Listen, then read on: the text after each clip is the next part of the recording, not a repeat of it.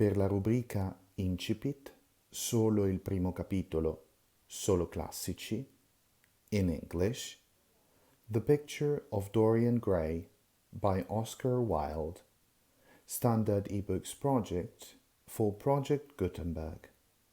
Reader, Gabriele.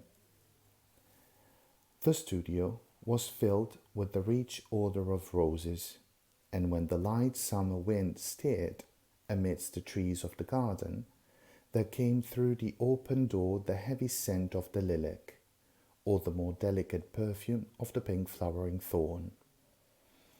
From the corner of the divan of Persian saddlebags, on which he was lying, smoking, as was his custom, innumerable cigarettes, Lord Henry Wotton could just catch the gleam of the honey-sweet and honey-coloured blossom of a laburnum, whose tremulous branches seemed hardly able to bear the burden of a beauty so flame-like as theirs.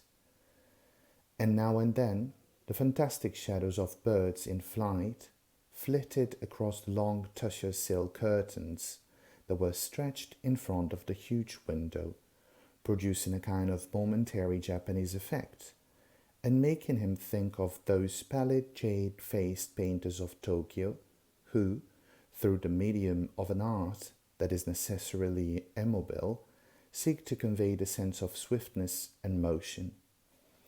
The sullen murmur of the bees shouldering their way through the long unmown grass, or circling with monotonous insistence round the dusty gilt horns of the straggling woodbine, seemed to make the stillness more oppressive. The dim roar of London was like the burden note of a distant organ. In the centre of the room, clamped to an upright easel, stood the full-length portrait of a young man of extraordinary personal beauty, and in front of it, some little distance away, was sitting the artist himself, Basil Hallward, whose sudden disappearance some years ago caused at the time such public excitement and gave rise to so many strange conjectures. As the painter looked at the gracious and comely form he had so skilfully mirrored in his art, a smile of pleasure passed across his face, and seemed about to linger there. But he suddenly started up, and closing his eyes, placed his fingers upon the lids, as though he sought to imprison within his brain some curious dream from which he feared he might awake.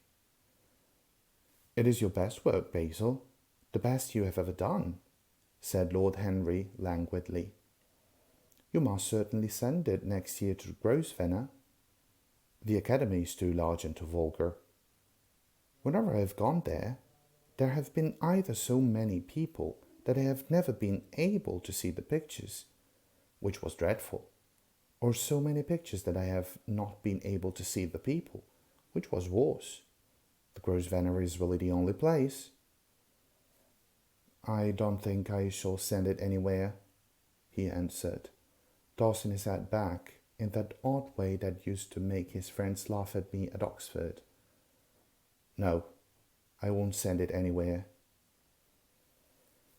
Lord Henry elevated his eyebrows and looked at him in amazement through the thin blue wreaths of smoke that curled up in such fanciful whirs from his heavy opium-tainted cigarette.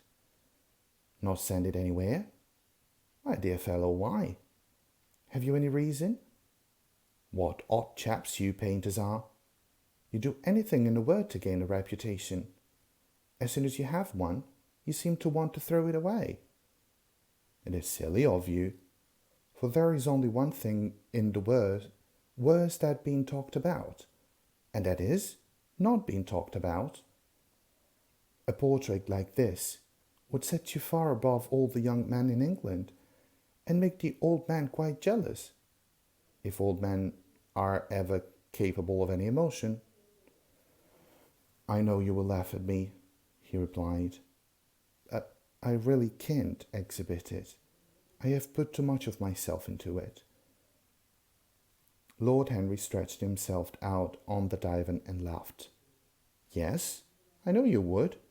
but it's quite true all the same. Too much of yourself in it.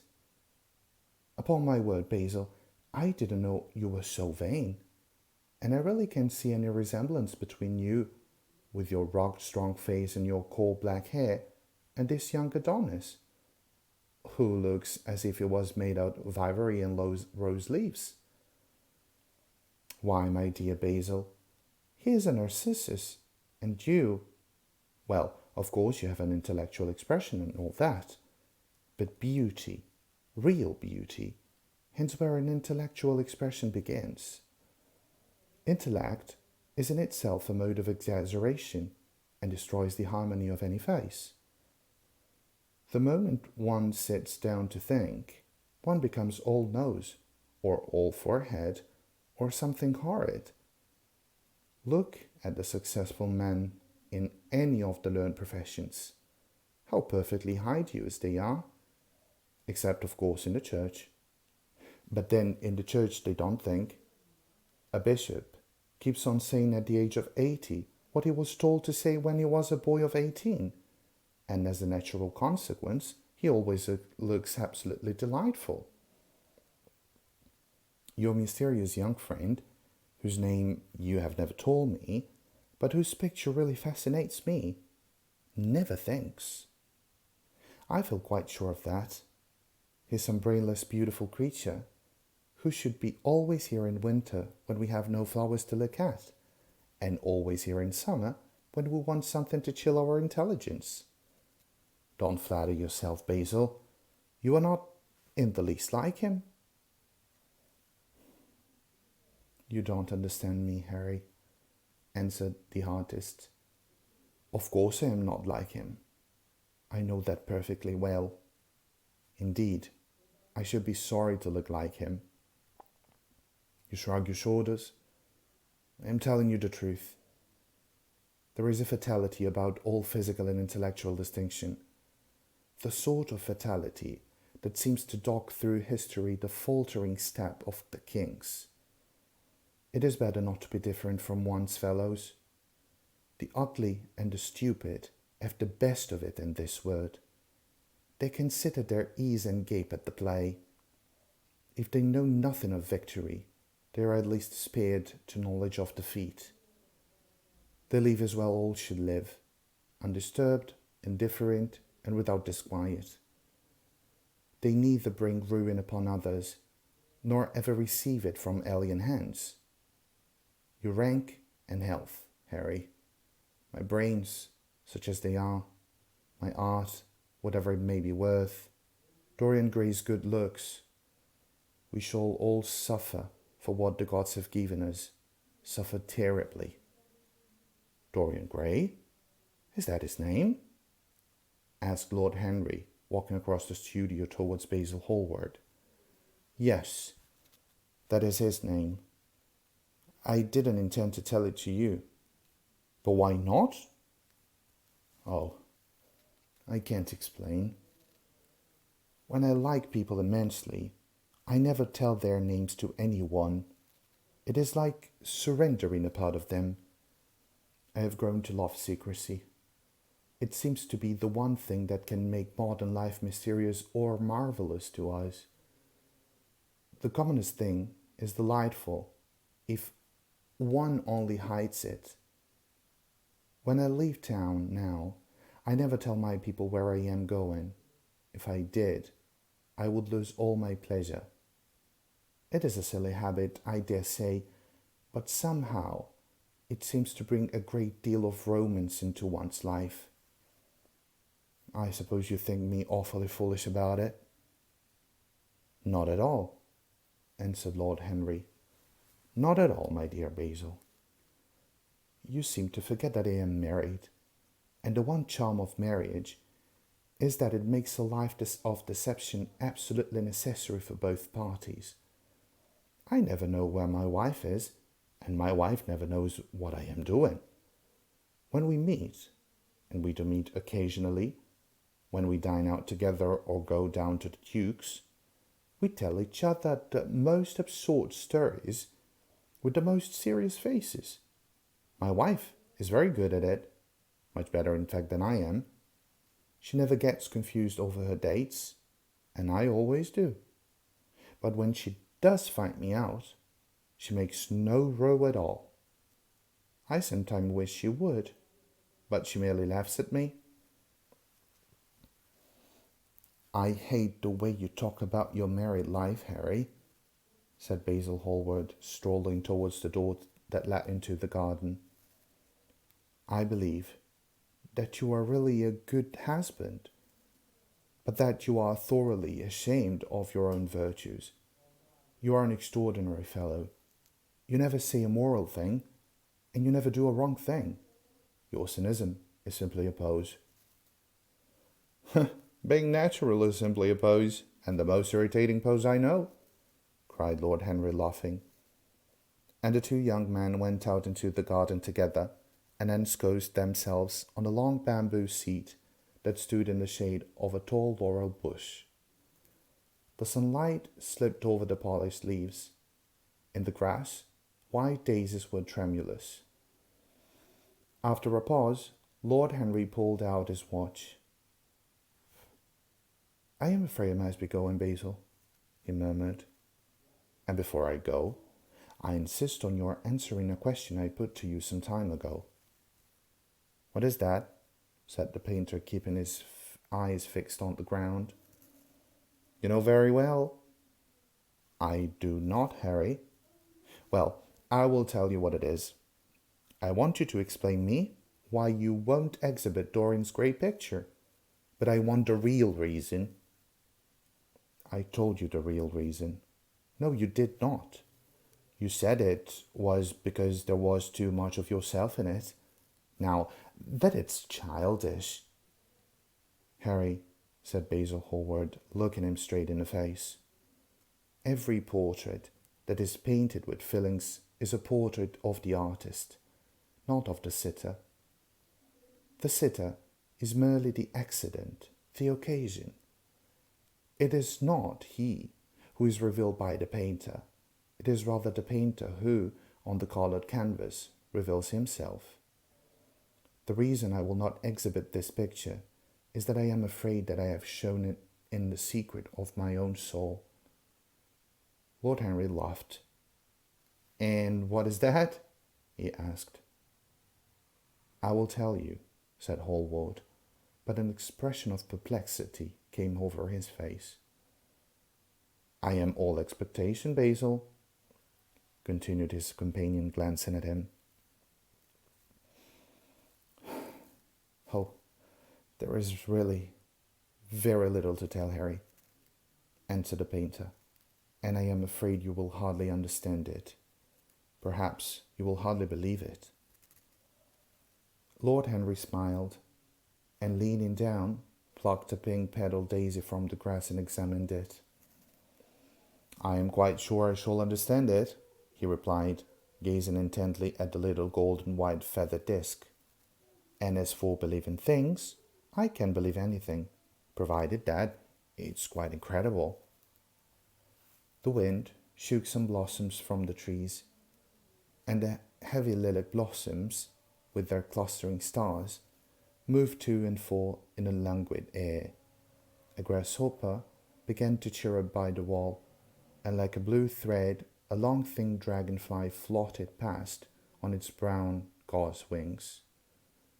Lord Henry felt as if he could hear Basil Hallward's heart beating, and wondered what was coming. The story is simply this, said the painter after some time. 2 months ago, I went to a crush at Lady Brandon's. You know, we poor artists have to show ourselves in society from time to time, just to remind the public that we are not savages.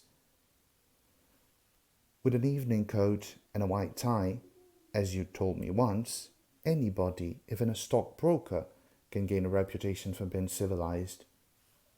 Well, after I have been in a room about 10 minutes, talking to huge overdressed dowagers and tedious accommodations, I suddenly became conscious that someone was looking at me. I turned halfway round and saw Dorian Gray for the first time. When our eyes met, I felt that I was growing pale. A curious sensation of terror came over me. I knew that I had come face to face with someone whose merely personality was so fascinating that if I allowed it to do so, it would absorb my whole nature, my whole soul, my very art itself. I did not want any external influence in my life. You know yourself, Harry, how independent I am by nature. I have always been my own master, had at least always been so, till I met Dorian Gray. Then, but I don't know how to explain it to you. Something seemed to tell me that I was on the verge of a terrible crisis in my life. I had a strange feeling that fate had in store for me exquisite joys and exquisite sorrows. I grew afraid and turned to quit the room. It was not conscience that made me do so. It was a sort of cowardice. I take no credit to myself for trying to escape. Conscience and cowardice are really the same thing, Basil. Conscience is the trade name of the firm, that's all. I don't believe that, Harry, and I don't believe you do either. However, whatever was my motive, and it maybe have been pride, for I used to be very proud, I certainly struggled to the door. There, of course, I stumbled against Lady Brandon. "You are not going to run anyway, so soon, Mr. Hallward?" she screamed out. You know her curiously shrill voice. "Yes, she's a peacock in everything but beauty," said Lord Henry, pulling the daisy to the bits with his long, nervous fingers. I could not get rid of her. She brought me up to royalties and people with stars and garters, and elderly ladies with gigantic tiaras and parrot nose. She spoke of me as her dearest friend. I had only met her once before, but she took it into her head to lionize me. I believe some picture of mine had made a great success at the time, at least had been chatted about in the penny newspapers, which is the 19th century standard of immortality. Suddenly, I found myself face to face with the young man whose personality has so strangely stirred me. We were quite close, almost touching. Our eyes met again. It was reckless of me, but I asked Lady Brandon to introduce me to him. Perhaps it was not so reckless after all. It was simply inevitable. We would have spoken to each other without an introduction. I am sure of that. Dorian told me so afterwards. He, too, felt that we were destined to know each other. Per la rubrica Incipit, solo il primo capitolo, solo classici, in English, avete ascoltato The Picture of Dorian Gray by Oscar Wilde, standard ebook project for Project Gutenberg.